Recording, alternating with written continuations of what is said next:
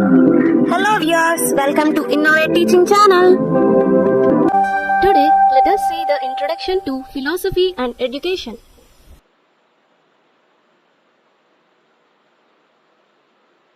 Now, let us see the etymological meaning of philosophy. Etymological in the sense historical origin of the term. The word philosophy is made up of two Greek words, philo and sophos. Philosophy అనేది రెండు Greek పదాల నుండి derive చేశారు.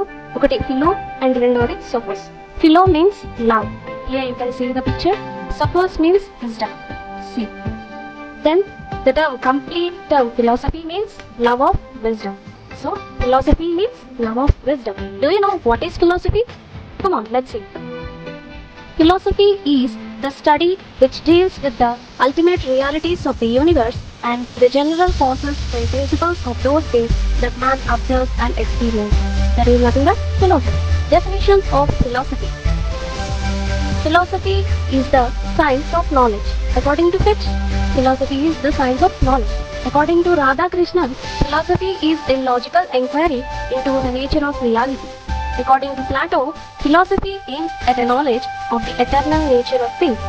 Let us see the nature or characteristics of philosophy. Philosophy is an activity. Philosophy is love of knowledge. Not only love of knowledge, it is also love of wisdom. You all know it? Yeah. Philosophy is a science. Philosophy is based on inquiry. Philosophy is a search for reality and truth. Philosophy is a guide to a way of life. Let us see the etymological meaning of education. The term education is derived from Latin words. Education అనే term Latin words నుంచి derive చేయబడింది. ఆ Latin words ఏంటో చూద్దాం. Educate, educere, educatum and educare. Educate is nothing but to bring up or to knowledge. Educere is nothing but to lead out or to draw. Educatum is nothing but the act of training or teaching. Educo. It is divided into E and Educo. E means out of, Educo means to lead. Completely, Educo means to lead out. You can see the picture and you can visualize it. What is education? Do you all know what is education? Education is the process of facilitating learning or the acquisition of knowledge, skills, values, beliefs and habits. The word education is like a diamond which appears to be of a different color when seen from different angles. Diamond means different angles లో చూసినప్పుడు ఎలా అయితే different colours లో appear అవుతుందో education విద్య అనేది కూడా ఒక diamond లాంటిదే. ఒక వైపు నుండి ఒకలా ఇంకో వైపు నుండి ఇంకొకలా కనపడుతుంది. We can summarize the meaning of education as follows. Siksha and Vidya. Siksha. Siksha is derived from Sanskrit word shas, which means to discipline, to instruct or to control. Shas అనే సంస్కృత పదం నుంచి శిక్ష అనే పదం డిరైవ్ చేశాం. దాని అర్థం discipline, instruction or control. Vidya. It is derived from Sanskrit word vid, which means to know. Thus, Vidya really means knowledge. విద్య అనేది విత్ అనే సంస్కృత పదం నుంచి డిరైవ్ చేశారు. It generally means to know. Completely విద్య మీన్స్ నాలెడ్జ్, జ్ఞానం. Definitions of education. Education is the purification of the mind and heart according to Ramakrishna Paramahansa. Education అనేది mind ని మరియు హార్ట్ ని ప్యూరిఫై చేసే ఒక weapon. Education is a means for character formation and righteous living. According to Swami Dayananda Saraswati, విద్య అనేది ఒక character ని form చేసి గుడ్ లివింగ్, ఎక్సలెంట్ లివింగ్ ని పొందుపరిచింది. Education is the natural, harmonious and progressive development of man's innate power, according to astrology. Now, let us see the nature and characteristics of education. Education is purposive. Education is deliberate. Deliberate in the sense consciousness. So, education is consciousness. Education is planned activity. Education is balanced development. Education is psychological as well as social. Education is lifelong and continuous process. Here you can see, education is a tripolar process. This is the triangle in which three components which are student, teacher, social individual. Here, if any of these one component are affected, it affects other components of the process. How many types of education do you know? There are three types of education. Formal education, informal education and non-formal education. Formal education means It is the education through school, college and other educational institutes. Informal education means the education through family, press, radio, cinema, church, playground, library, etc. Non-formal education means education through correspondence course, summer institute, on-job trainings, open universities, night schools, etc. Oh, what are the functions of education? Come on, let's see. Education develops the natural abilities of individuals. Education develops the character of individuals. Education develops the personality of individuals. It develops the community sense. It develops the leisure time activities. It develops the values of emotional integration. It develops the universal brotherhood. It develops the rational thinking. Education teaches various techniques of teaching and learning skills. Education teaches adjustment to environment. Education prepares for living present life, adult life and future life. It conserves and promotes the culture and civilization. It inculcates nationalism and patriotism. Nationalism means Jatiyavadam and patriotism means Deshabhakti. Some people usually say, I am Indian, I love my India. Mera Bharat Mahan. It is nothing but patriotism. Yeah. Education satisfies all the individual needs. What is the relationship between philosophy and education? Let's watch. Education and philosophy are the two disciplines which are very closely related, inseparable, and in some areas they overlap each other. It is quite often said that philosophy and education are the two pillars of one stone and two sides of the same coin.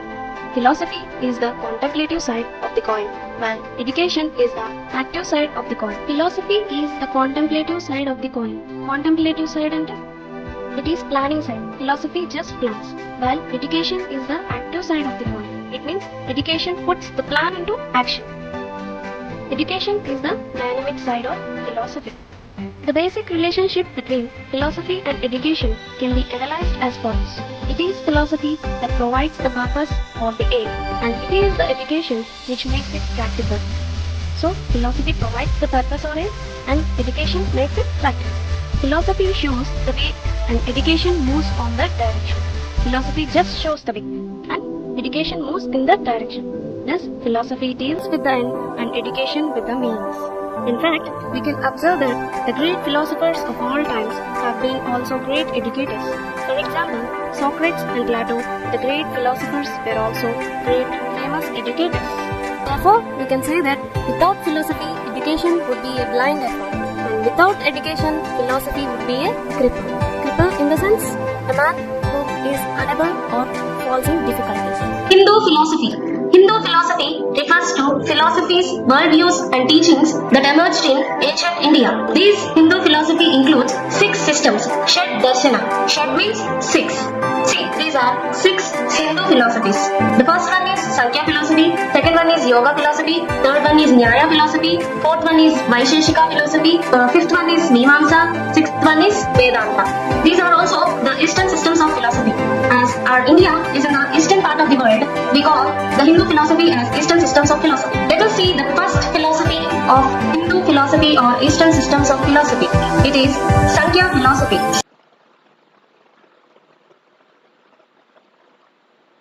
Sankhya philosophy has been propounded by the great seer Kapil. The sage Kapil proposed this Sankhya philosophy. Scholars have interpreted the word Sankhya into 2 ways.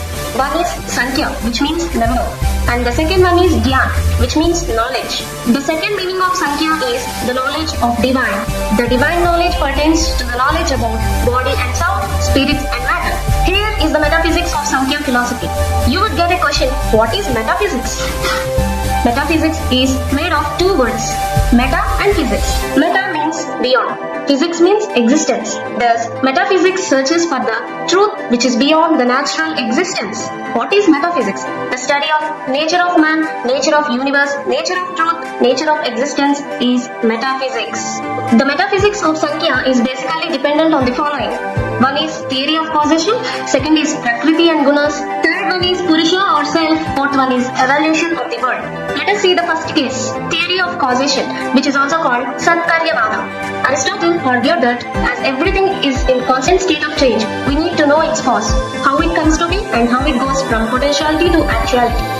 See this video. Here you can see the seed and the plant. the seed is called potential, and the complete growth of the plant is actuality. In order to answer the questions, what is the cause of object, how an object comes, how it goes from potential to actuality, Aristotle developed the theory of causation. The theory of causation deals with 4 causes. First, material cause. Second, formal cause. Third, efficient cause. Fourth, the final cause. Let me explain them further. Let us take an inanimate object, a wooden chair. The first cause is material cause.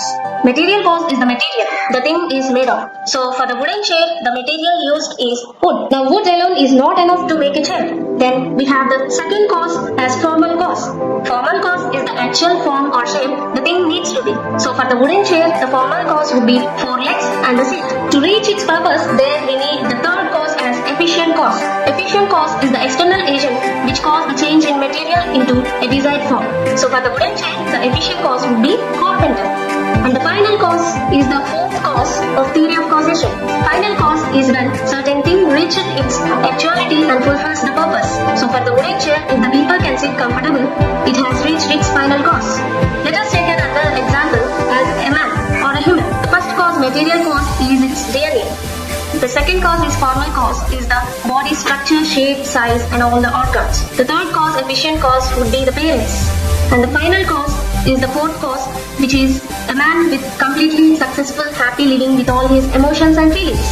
Let us discuss the second metaphysics of Sankhya philosophy, which is Prakriti and Gunas. Prakriti is the ultimate cause of the world of objects. It discusses that everyone is able to experience pleasure, pain and indifference. Let us see some of the examples of Prakriti. Take the cuckoo singing. It may be pleasurable to an artist. It is painful to patient. It is indifferent to rustic. Another example is a rose would be taken. A rose would be delightful for youth, dejects the dying man, and indifferent to gardener. Prakriti is constituted by 3 gunas. They are sattvic or sattva, rajasic or rajas, tamasic or tamas. Here you can see the sattva, raja and tama, which indicates the color of sattva is white, the color of rajas is red, the color of tamas is black. These are the 3 gunas of human, which indicates sattva, raja and tama. You can differentiate the human having these 3 gunas. The third metaphysics of Sankhya philosophy is Purusha or the self. Purusha and Prakriti are interrelated and are ultimate realities of the world. The self encompasses the self-concept, self-esteem, social self and self-knowledge. Be yourself and love yourself. Let us see the fourth metaphysics of Sankhya philosophy. It is evolution of the world. Prakriti and Purusha both adds together to form Ahankara, ego. Ahankara and ego undergoes 3 gunas, Sattvika, Rajasa and Tamasa. Sattvika deals with 5 organs of perception, Jnanendriyas, and 5 organs of action, Karmendriyas. 5 organs of perception, Jnanendriyas are our eyes, ears, nose, tongue and skin. 5 organs of action, Karmendriyas, are mouth with the action of speech, hand with the action of prehension, feet with the action of movement, genitals with the action of reproduction, and rectum with the action of excretion. Tamasa deals with 5 tanmantras. They are eyes having sight, ears having hearing, nose having smell, tongue having taste, skin having touch. Observe the doctrine of liberation of Sankhya philosophy. Generally, according to Sankhya, men are the victims of 3 kinds of pain. They are Adhyatmika, Adibhautika, Adidaivika. The first kind of pain is Adhyatmika, which is the pain caused because of intramotor causes like bodily disorders, headache, fear, anger, and greed. The second pain is Adibhautika, which is the pain caused by extra-organic causes like snake bite, sting bite, etc. The third pain is Adidaivika, which is the pain caused due to supernatural aspects like ghosts and demons. It is possible to every cell to liberate itself. This kind of liberation is known as Videha Mukti or Jivana Mukti. Videha Mukti, it is attained after the death of the body. That means liberated from the body. Jivana Mukti is the emancipation of the soul while living in this body. Further, we see the educational implications of Sankhya. Aims of Sankhya philosophy: to liberate the soul, to liberate the self, to train all the organs appropriately, to provide the true knowledge about the real self, to train the children with right proportion of gunas. Curriculum of Sankhya philosophy. It should include all the content regarding to the evolution of the world, the qualities of spirit and soul, the knowledge related to liberation. The methods of Sankhya philosophy. The skills required to acquire the self-knowledge through the three modes of pramanas of knowledge like perception, inference, shabda. Teacher. A teacher should play a crucial role in providing the guidance to acquire true knowledge and to discriminate between the real self and non-real self. Discipline. It suggests individual freedom through self-discipline. People. People should develop inner observation to liberate oneself, acquire the true knowledge to get Videhamukti and Jeevanamukti.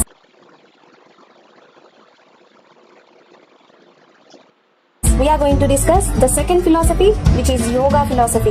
Maharshi Patanjali has been the propounder of Yoga philosophy. So, some people call the Yoga philosophy as Patanjali philosophy. A specialty of this philosophy is that, unlike other philosophies, it is not only theoretical but also practical. Unlike other philosophies, the Yoga philosophy does not consider the body as insignificant, but it regards it as very useful. This philosophy believes that the mind can be pure only when the body is healthy, and the purity of the mind will lead to the mental process.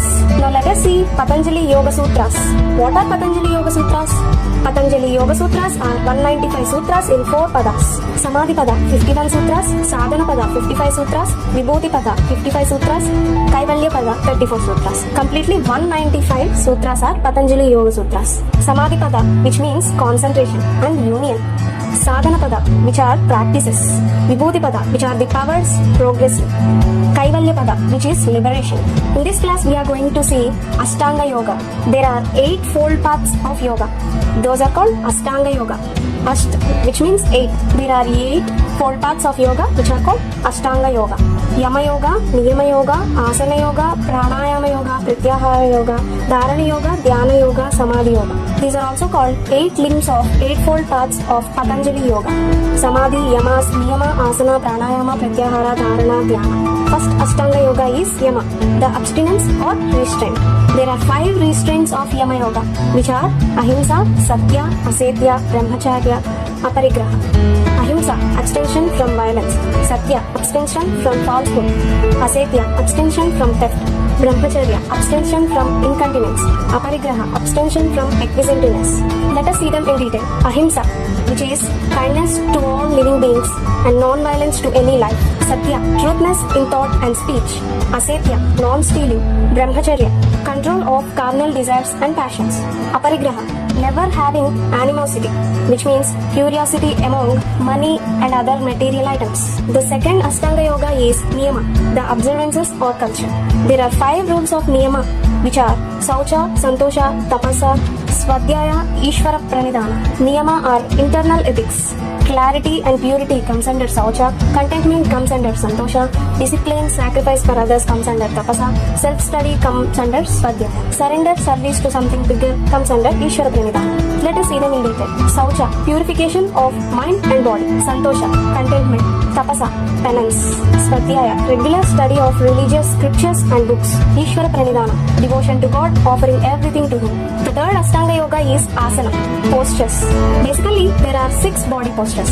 Sitting posture, spine posture, abdomen posture, hand posture, knee posture, and head posture. Let us see them in detail. Sitting posture, which is Padmasana. Spine posture or corpse pose, which is Shavasana. Abdomen posture, which is Bhujangasana. Hand posture, which is Mayurasana. Knee posture, which is Vajrasana. Head posture, which is Shirsasana. The fourth Ashtanga Yoga is Pranayama, the regulation of breath. There are 3 processes in control of breath: Puraka, Kumbhaka and Rechaka. Inhalation is Puraka, Kumbhaka is retention, exhalation is Rechaka. Let us see them in detail. Puraka, inhalation, breathing in air. Kumbhaka, retention, control of air. Rechaka, exhalation, breathing out air. The 5th Ashtanga Yoga is Pratyahara, withdrawal of 5 sense organs from external attractions.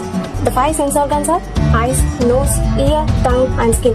So with this, we have completed the first 5 Ashtanga Yogas: Yama Yoga, Niyama Yoga, Asana Yoga, Pranayama Yoga, Pratyahara Yoga. These first 5 Ashtanga Yogas are called Bahyagana Sadhanas, which we do exteriorly out of the body. The 6th Ashtanga Yoga is Dharana, fixed attention of mind. Having the fixed attention of mind is Dharana. The 7th Ashtanga Yoga is Dhyana Yoga, meditation. which means having controlled fixation of mind. The 8th Ashtanga Yoga, the last aid of yoga, is Samadhi. There are 2 types of Samadhi. Savikalpa Samadhi, which means self-conscious state. Nirvikalpa Samadhi, which means super-conscious state. The person who is having self-conscious state are said to be in Savikalpa Samadhi, and the person who are in super-conscious state are said to be having Nirvikalpa Samadhi. The last 3 Ashtanga Yogas, Dharana Yoga, Dhyana Yoga, Samadhi Yoga, are called Antaranga Sadhanas, which means exterior of the body. So, by this we have completed the 8 limbs of yoga, 8-fold paths of Ashtanga Patanjali Yoga. Maharshi Patanjali had spoken the 5 vrittis, which are Pramana Vritti, Viparyaya Vritti, Vikalpa Vritti, Nidra Vritti, Smriti Vritti. Let us see them in detail. Pramana Vritti, which means having the right or valid knowledge. Viparyaya Vritti, having false or wrong knowledge. Vikalpa Vritti, having fantasy or imagination. Nidra Vritti, which are in sleep. Smriti Vritti, having the memory. What are the educational implications of yoga? Come on, let's see. First, aims of yoga: to provide training to sensory organs, to strive for self-development through yamas, to meditate to attain liberation, to help in achieving peaceful world, to preserve culture through observances. Second, curriculum of yoga, which should include principles of yoga, practical exercises of yoga, pranayama and meditation. Third, methods of yoga. Yoga believes that knowledge is attained in 3 pramanas, which are perception, inference and shabda, which we have discussed in the last class. Fourth, teacher of yoga. According to yoga, the teacher should be a perfect ideal model whom a child can imitate and become the person with all perfection and can attain liberation. Fifth, discipline of yoga. Yoga suggests purely the self-discipline to attain true knowledge about the real self. In today's video, we are going to discuss about the concept of Nyaya philosophy. So by this class, you are all going to learn what is Nyaya philosophy, what are the dimensions of Nyaya philosophy, what are the aspects of Nyaya philosophy, and what is the epistemology of Nyaya philosophy. Finally, what are the educational implications of Nyaya philosophy. First, let us define what is Nyaya philosophy. Gautama Akshapada was the first to systemize the Nyaya Sutras about the 2nd century BC. Then, what is Nyaya? As Nyaya is derived from the Sanskrit word, it literally means justice, rules, method or judgment. Thus, Nyaya philosophy is the philosophy which deals with all these justice, rules, methods and judgments. The profound work done by Gautama is in the form of 521 Nyaya Sutras, which were divided into 5 adhyayas, like 5 books. Each adhyaya consists of 2 sections, which is also called ahnikas, like 2 chapters. Now, let us discuss what are the dimensions of Nyaya philosophy. The Nyaya philosophy can be understood comprehensively under 4 dimensions. What are the 4 dimensions, friends? They are the theory of knowledge, the theory of physical world, the theory of individual self and liberation, the theory of God. Next, let us discuss what are the aspects of Nyaya philosophy. This Nyaya philosophy can be an elaboration of 16 philosophical issues or aspects. They are Pramana, Prameya, Samsaya, Prayojana, Drishtanta, Siddhanta, Avayana, Tarka, Nirnaya, Vada, Jalpa, Vitanda, Hetva Bhasa, Chala, Jati, Nigrahasthana. These 16 are the philosophical issues of Nyaya philosophy. By this, we are going to discuss one by one in detail. The first aspect is Pramana. It is knowing things truly, which includes all the sources of knowledge. We have several sources of knowledge, right? Like common sense, intuition, beliefs, tradition, personal experience, authority, reason, logic, scientific methods, so on. So this Pramana deals with sources of knowledge. Second aspect is Prameya. It is an object of true knowledge. According to Nyaya philosophy, the objects of true knowledge are considered as totally 12 objects of true knowledge. Self, Atma, body, Sharira, senses, Indriya, sensible qualities, Artha, cognition, Buddhi or Gnana, and apprehension, Upalabdhi, mind, Manas, activity, Pravritti, which is vocal, mental and bodily activities. Mental defects, Dosa, which may be Raga, attachment, Dvesha, hatred, Moha, infatuation, rebirth, Pratyabhava, pleasure and pain experiences, Phala, suffering, Dukkha, liberation from suffering. Liberation means freedom. Freedom from suffering is Apavada. Now again come with the major aspects of philosophy. Third aspect is Samsaya, doubt. It is a state of uncertainty. Prayojana, work to attain desirable or avoid undesirable. Drishtanta, undisputed fact or general fact. Siddhanta, doctrine, that means certain. Avayana, any of the 5 propositions of syllogism. Syllogism is a deductive argument. Tarka, It is a hypothetical argument. Nirnaya, certain knowledge through legitimate methods. Legitimate means conform to the rules or law. Vada, discussion with the help of pramanas and tarka. Pramana means knowledge. Vada, prativada, these are arriving at truth. Vitanda, the opponents do not establish themselves, instead refute others or exponent. Hetvabasa, appears as a reason but in reality not a valid reason. Chala, kind of unfair reply to contradict a statement, means false to a statement. Jati, unfair reply based on false analogy. In other words, it is a futile argument. Nigrahasthana, it is misunderstanding about one's own or others' party statements. It means defeating the debate. So by this we have discussed all the 16 philosophical aspects, right? Next, let us move on with epistemology of Nyaya philosophy. What is epistemology, friends? It is a philosophical study of the nature or origin of the theory of knowledge. Let's discuss the theory of reality of Nyayikas. Who are these Nyayikas? They are Nyaya scholars, the scholars of Nyaya philosophy. The theory of reality of Nyayikas is dependent on the theory of knowledge. The acceptable or approved sources of knowledge according to Nyaya system of philosophy are four. One is perception, Krityaksha. Second one is inference, Anumana. Third one is comparison, Upamana. Fourth one is testimony, Shabda. Let's discuss one by one. First theory of knowledge is perception. It can be defined as a definite cognition which is produced by sense, through our senses, by object contact, and it is compulsory true. For example, I perceive an object or a thing. That means I see a fruit.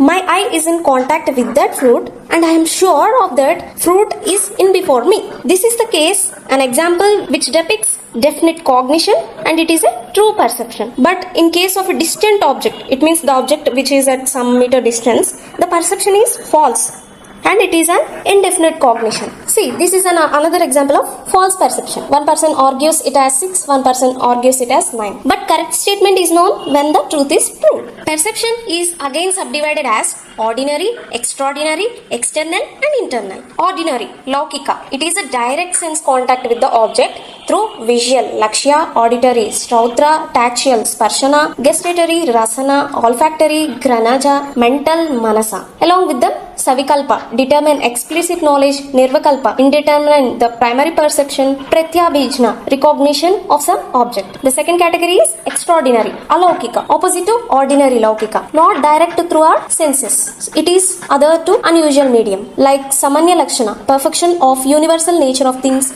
Example, perceiving manhood. Jnana lakshana, which is basically sense of touch qualities built perceived through sight. Ice looks cold, fire looks hot. Yogaja, perceived through supernatural way. Yoga abhyasa. And the second major categories are external, bahya, which are through sensation, organs of smell, grana, organs of taste, rasana, organs of sight, kaksa, organs of touch, tvak, organs of hearing, strotra. Internal category comes under antendriya. It is not by material elements. Bhutas, through mind or manas, perceives the quality of soul like desire, ichcha, aversion, dvesha, willing, pratna, pleasure, sukha. The second source of Nyaya philosophy is inference, Anumana. Anumana is composed of two words, Anu and Mana. Anu means after, Mana means knowledge. A cognition or knowledge is literally Anumana, which follows some other knowledge.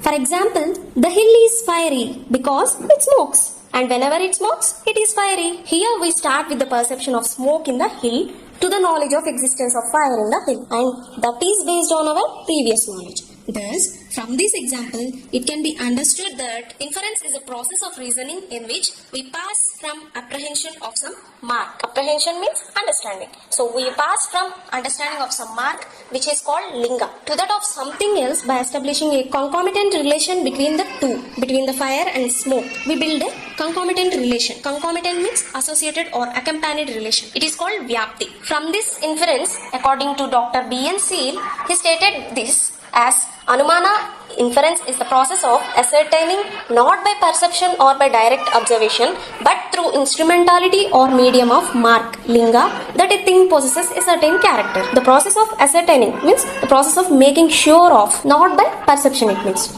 not through direct observation but through other medium, instrumentality. From the first example we have arrived at the inference, fire, which we have not perceived. That means an invariable relation between smoke and fire.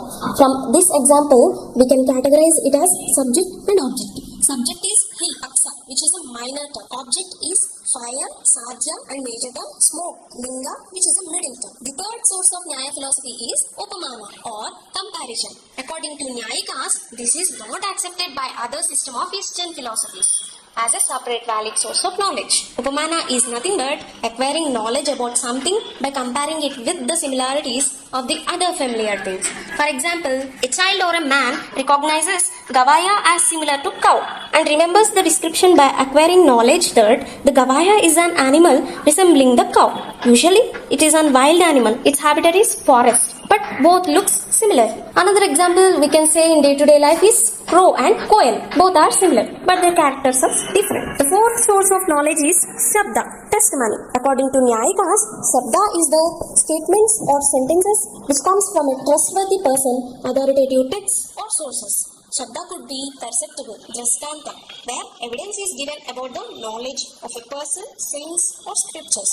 Shabda could be imperceptible, adrastanta, supersensible realities given by scientists or saints' preachings. Example, atoms, ether, electrons, vitamins, etc. Shabda could be laukika, which is not acceptable by Sankhya philosophy as pramana. It is a secular and not all valid. It is the testimony of the human beings, may be true or false. Shabda could be vaidika. This pramana, it means this source of knowledge, is not accepted by both Sankhya philosophy and Yoga philosophy. It is scriptural and it is perfect and infallible. We usually know that group of alphabet forms a word. Group of words together form a statement or sentences. According to Nyayikas, a sentence should have a logical structure and should consist of words which convey some meaning. According to them, an intelligible sentence consists of 4 conditions. They are Akansha, Yogyata, Sannidhi, Tatparya. Akansha is expectancy, the quality of words and interdependency of words which convey a complete meaning. Yogyata, it is a mutual fitness of the words. Sannidhi, it is asakti, the proximity between the words of a sentence. Tatparya, the meaning conveyed by a sentence. All these characters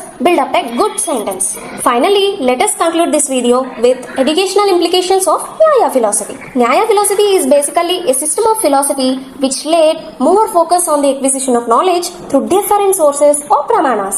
It is a major contribution to the knowledge acquisition process in this Nyaya philosophy. The very insights for the education could be: number 1. Aim: to provide the logical thinking skills, rigorous criticism. Rigorous means a careful criticism. Science of reasoning, science of critical study. To provide, more importantly, the liberation as the ultimate aim. It means freedom. To give freedom is the ultimate aim of this Nyaya philosophy. Absolute cessation of pain and suffering. Cessation means to stop. To stop of this pain and suffering. Acquire the knowledge of reality, that means self, to solve the problems of life, logic and epistemology. The second educational aim of Nyaya philosophy is curriculum. It can be understood from 4 basic concepts of philosophy. The emphasis laid on learning about various sources of knowledge are: physical world, which is through scientific approach about the individual self; process of liberation, process of giving freedom; testimony of Vedas. Testimony is the formal written of Vedas. Theology related to the existence of God. The third educational implication of Nyaya philosophy are methods. According to Nyayikas, the philosophy explicitly focus on the following: obtaining knowledge, perception, inference, upamana, shraddha, recitation, lecture, logical, analytical, meditation. Finally, the fourth educational implication of Nyaya philosophy is discipline.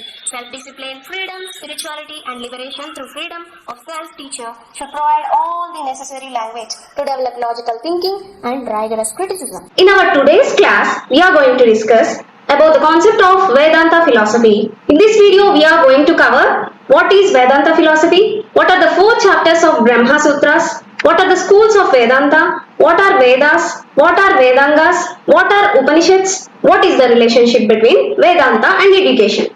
Come on, let's discuss all these concepts briefly. Let's see the introduction of Vedanta philosophy. Literally, the word Vedanta means the end of Vedas. In other words, Vedanta may be considered as Upanishads. Upanishads are the last literary products of Vedic period. The literature of this period, it means Vedic period, can be categorized into 3 types. What are the 3 types, friends? They are Vedic hymns, mantras, which we call it as in Telugu Shlokalu.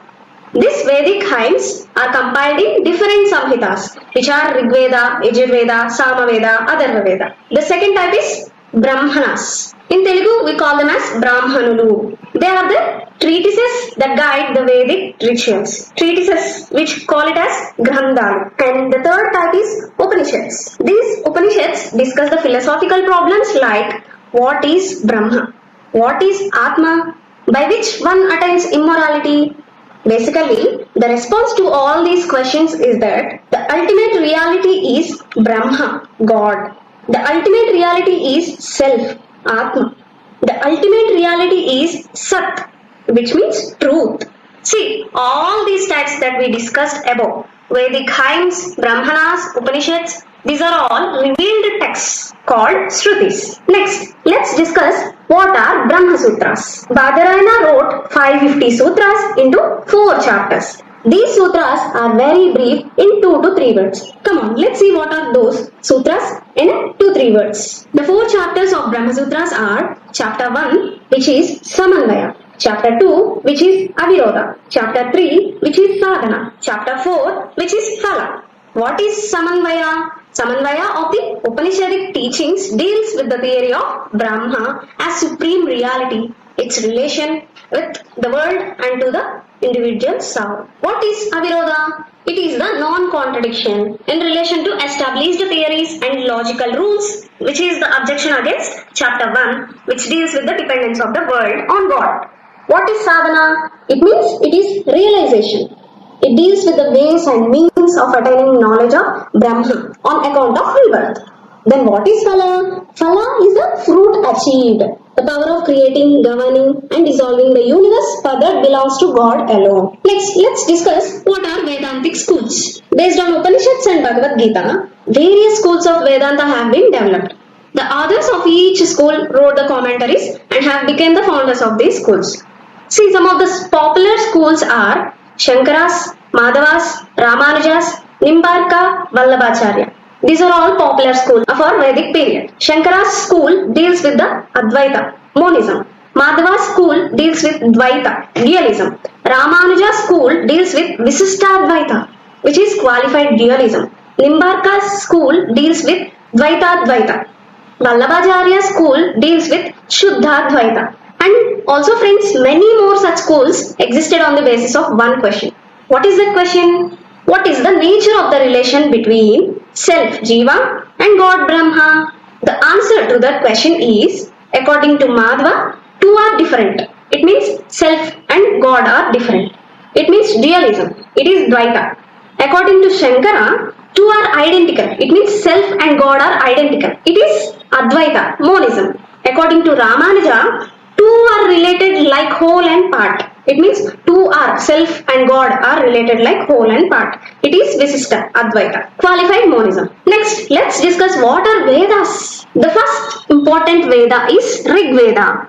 According to Indo-Aryan's work, the hymns are addressed to domestic gods. In Sanskrit term, we call it as Diyatana. The hymns are addressed to aerial gods. In Sanskrit term, we call it as Antarikshasthana. This Rig Veda emphasizes that there is only one God and one reality. In Sanskrit term, we tell it as Ekam Sat. Ekam means one, Sat means true. Only one truth, who is none other than God. It also has the verses in praise of different deities, which are Agni, Mitra, Varuna, Indra and so on. In Telugu, we call these deities as Devatalu. The other Vedas are Yajurveda, Samaveda, Atharva Veda. What is Yajurveda, friends? Means black, which contains prose and verse. In Telugu, we call prose as Gadya and verse as Padya. What is Samaveda, friends? It is called as Vedic Traya. What is Atharva Veda, friends? Which was a later edition and is considered a part of first three. The first three Vedas are considered as a bird with one wing, whereas Atharva Veda is a bird with two wings. Individually, friends, Rig Veda, Yajurveda and Samaveda is like a bird with only one wing. Usually, friends, a bird with one wing can't fly freely in air.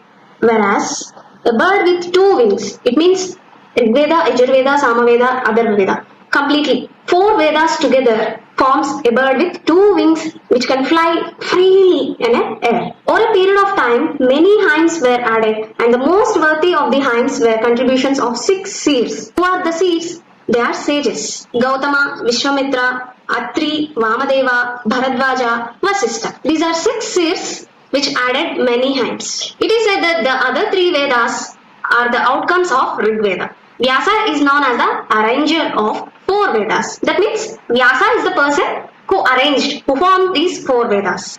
Vyasa is called as Krishnadvaipayana, also known as Badarayana. Many sages attributed to Vyasa the treatises like Mahabharata, Uttaramimamsa, Brahmasutras and 18 Puranas. In Rigveda, we have 10 Upanishads.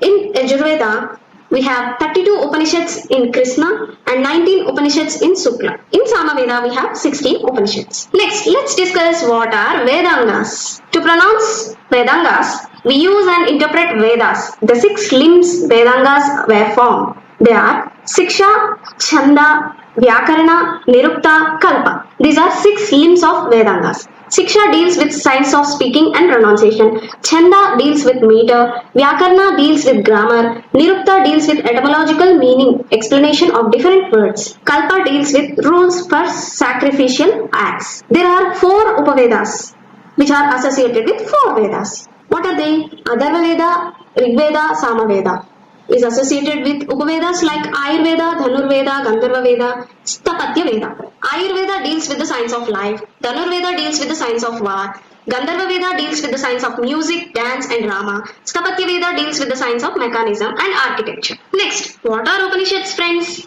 Come on, let's see. Upanishads were also considered as Aranyakas or forest treatises to guide men who retire into forest and try to understand the reality of life. Literally, Upanishad means that which destroys ignorance and brings near to God. Also, it means bringing near to teacher. See friends, teacher is the visual form of God. So, Upanishad is bringing near to God, indirectly bringing near to teacher. Upanishads are regarded as inner or secret meanings of Vedas. Upanishads were many and originated from various Vedic schools at different times and places. From the reliable sources, the number are considered as 108, out of which 12 had special importance. Upanishads are the Jnanakanda of Vedas, which deals with Jnana and Vijnana. Upanishads are the breath of the eternal. See friends, out of 108 Upanishads, 12 are the special important Upanishads, which are shown below.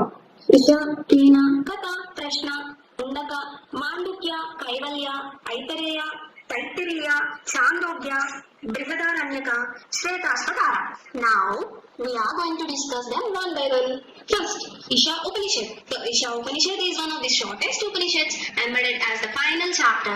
Chapters in Sanskrit we call them as Adhyaya of the Shukla Yajurveda. The word Isha literally means ruler, master, lord. It is a primary and principal Upanishad and is also known as 2 recitations called Kanva and Madhyandina. Versions with 18 verses refer to Kanva, while those with 17 verses refer to Madhyandina. In this table, you can find the Kanva with 18 verses and Madhyandina with 17 verses. The Upanishad is a brief poem consisting of 17 or 18 verses depending on the recension. What does recension mean? It is a revised edition of text. Second Upanishad, Kena. Kena literally means depending on the object-subject context. By what, by whom, when, how, why, from what cause. The root of Kena in the sense of by whom or from what cause. The Kena Upanishad belongs to Talavakara Brahmana of Samaveda, giving the etymological roots of an alternate name of Talavakara Upanishad for it in ancient and medieval era Indian texts. Third, Katha Upanishad. Katha literally means distress. The Katha Upanishad consists of 2 chapters, 2 adhyayas. Each are divided into 3 sections. Sections Sanskrita, Valis. The first adhyaya is considered to be of older origin than the second. The Upanishad is the legendary story of a little boy who named as Nachiketa, the son of sage Vajasravasa, who meets Yama, the Hindu deity of death. Their conversations evolves to a discussion of the nature of man, knowledge, Atma and Moksha. See, this Upanishad completely deals with the story of a little boy, it seems. Who is that little boy? He is Nachiketa. He is the son of sage Vajasravasa. Fourth Upanishad, Prashna. Prashna literally means in modern usage question, query, inquiry. The Prashna Upanishad contains 6 Prashna, 6 questions, and each is a chapter with a discussion of answers. The chapters end with the phrase Prashna Prativakanam, which literally means thus ends the answer to the question. Fifth Upanishad, Mundaka. Mundaka literally means shaved, as in shaved head, shorn, lopped, trunk, docketry. The Mundaka Upanishad consists of 3 Mundakams, it means parts, each consists 2 sections. The first Mundakam, the first section, states Royer, which defines the science of higher knowledge and lower knowledge. The second Mundakam, second part, describes the nature of Brahma, the self, and the relation between the empirical world and Brahma. And also the path to know Brahma. Sixth Upanishad is Mandukya. The root of Mandukya is sometimes considered as Manduka, which literally has several meanings. It means frog, or a particular breed of horse, or the sole of horse's hoof, or spiritual distress. It is in prose, consists of 12 terse verses, and is associated with Rig-Vedic schools of scholars. It discusses the syllable Om, presents the theory of 4 states of consciousness, and asserts that Om is Brahma, which is the whole, and that Brahma is the self, Atma. Seventh Upanishad is Kaivalya. The Sanskrit word Kaivalya means aloneness or isolation, and refers to someone who has renounced and isolated himself from all attachments to the worldly desires. I think COVID can be mentioned as isolation, which is an example of Kaivalya. The Upanishad is notable for presenting Shaivism in Vedanta, discussing Atma, self, and its relation to Brahma, and self-knowledge as the path to Kaivalya. Kaivalya is literally a liberation. Eighth Upanishad is Aitareya. Aitareya Upanishad is a Mukhya Upanishad associated with the Rig Veda. It is mixed of 4th, 5th, and 6th chapters of the second book of Aitareya Aranyaka, which is one of the 4 layers of Rig Vedic text. Aitareya Upanishad discusses 3 philosophical themes. The first theme deals with the world and man is the creation of Atma. The second theme deals with the theory of Atma, which undergoes 3-fold birth. The third theme deals with the consciousness is the essence of Atma. Ninth Upanishad is Taittiriya. Taittiriya is a Sanskrit word that means from Taittiri.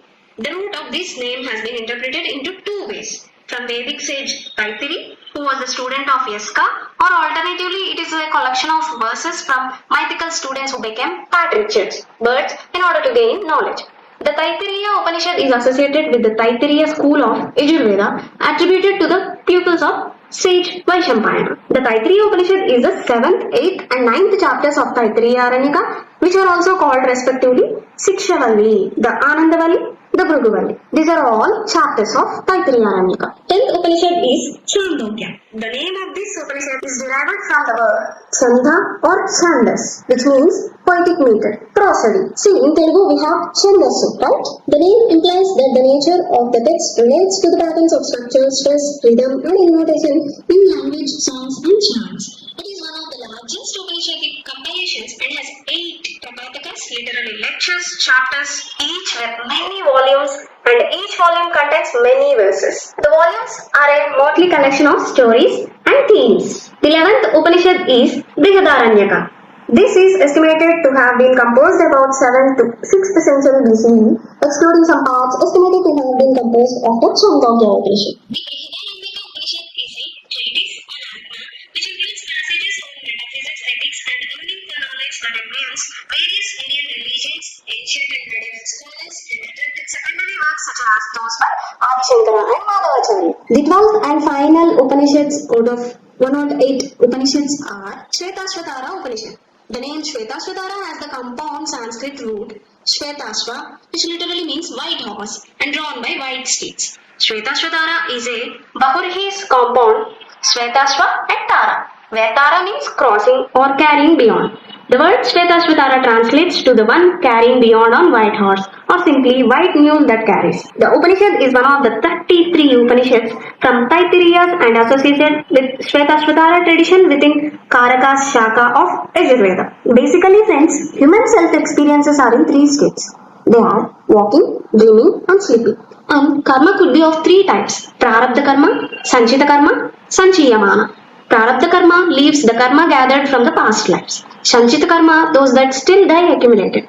Sanchiyamana, which have been gathered in this life. Finally friends, let's move out with the discussion of relationship between Vedanta and education. Aims. The major aims are Achieving knowledge about the Brahma, the supreme or ultimate reality. The aim is to develop character and personality. The aim is to bring all-round development of an individual. The aim is to bring in spiritual enlightenment, gnanodayam kalginchana, to acquaint with the culture and tradition and values, to understand the real self, and to liberate the self from bondage. Liberate means vimukti. Bhanisatvam nundi swayanga vimukti kalginchana. Number 2. Curriculum. Here the students are taught both kinds of knowledge. Here means in Vedic philosophy. What kinds of knowledge, friends? It is Paravidya and Aparavidya. Paravidya deals with the relation between God and self. Aparavidya deals with the scriptures like Vedas, Vedangas, rituals, astronomy, Itihasas, Puranas, ethics, military science and so on. Number 3. Methods. Discussions is the popular method during Vedantic period. Some of the deserts like Gargi, Maitri, Yajnavalkya, Shravana, Manana, Nididhyasa, intuition or revelation. Revelation means a surprising and previously unknown fact. Number 4. Teacher. Listen carefully, friends. It is all about us. You are all teachers now. So listen it. Guru is the supreme and he used it to provide all the knowledge. Teacher is who used it to be Brahma, Vishnu, Maheshwara, Parabrahma, mother, father and everything for the child. He is everything for the child, friends. He always encourages the child to attain the knowledge. Teacher is an ideal model before the child. Teacher is the person who trains with absolute self-discipline. Hey friends, these words are not just enough sufficient to define a teacher. A teacher is infinite. Number 5. Disciple. Student is expected to abide by Brahmacharya. Abide means to get restricted. He used to go for alms and provide sacred fire. Go for alms means going to beg. Student used to go for beg and provide sacred fire. Student used to serve the Guru in all his household works like a family member. He is the devotion to Guru. Student used to go to study only after the work. Student has to serve the Guru by Manasa, Vacha and Karmana. Manasa is through heart. Vacha is through talk. Karmana is through action. Student used to develop self-restraint. It means self-control. Self-denying. It means self-rejecting. Patient, tolerant, self-discipline. Through rigorous discipline. Strict discipline. See, you can observe how student is too great to serve the teacher. Number 6. Evaluation. Evaluation also teaches to the modern world the following. Purushartha, Loka Sangraha, peace, suffering, desire, yoga, faith, food, common teachings of all faith, pravritti, nivritti, practice or abhyasa, dharma, adharma.